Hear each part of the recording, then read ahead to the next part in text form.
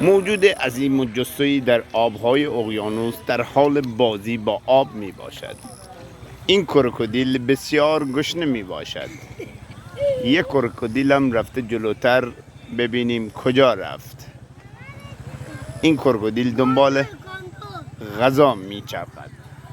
آیا می تواند غذا پیدا کند؟ بله. مرشاد بیا این ور. مرشاد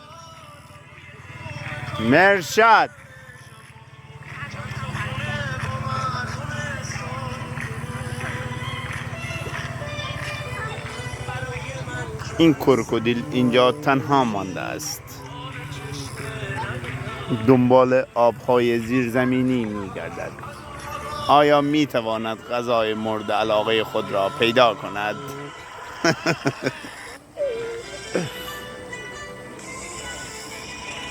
کماکان در حال شناخت و پیدا کردن غذا میباشد. میتونه قورباغه را بگیره. دنبال تیتیل میرود. آیا میتواند تیتیل را پیدا کند؟ مارا اونجا مارا. میگم مارا اونجا.